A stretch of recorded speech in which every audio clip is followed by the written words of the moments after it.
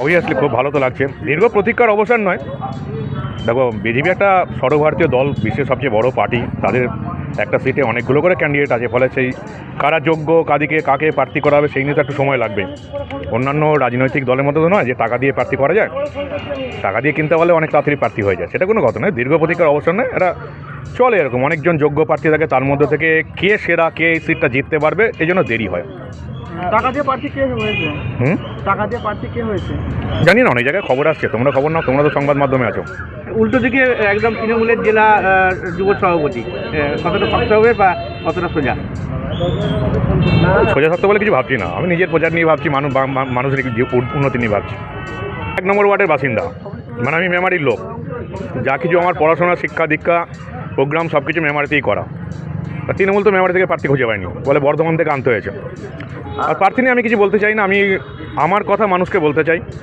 সিস্টেমের পরিবর্তন করতে এসেছি, শুধুমাত্র তৃণমূল সরকারের নয়, তৃণমূল সরকারের পরিবর্তন করতেই হবে, বাংলার মানুষকে করতে হবে, নাহলে বাঁচার কোনো রাস্তা নেই। তৃণমূলের মতন একটা চোর, চিটিংবাজ, তোষণবাজের দলটাকে যদি বাংলার মানুষ সরাতে না পারে, তাহলে বাংলার মানুষের বিপদ। মানুষ এটা বুঝেও গেছে। আমি তৃণমূলকে সরানোর পাশাপাশি সিস্টেমের পরিবর্তন করতে চাই।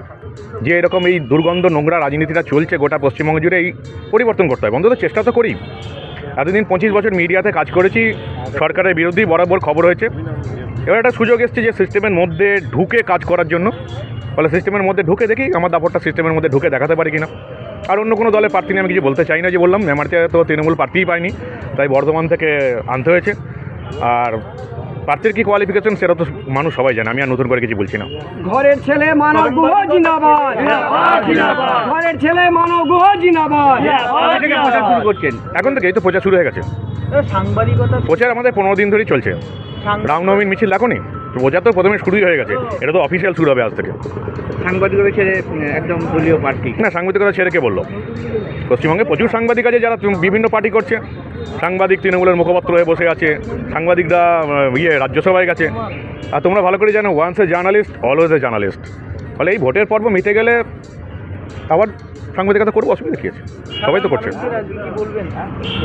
মেমারিবাসী, পশ্চিমবঙ্গের মেমারিবাসীকে নতুন করে বলার কিছু নেই। তোমরা মাঠে গেলেই দেখতে পাবে, আলুর অবস্থা দেখছো তো?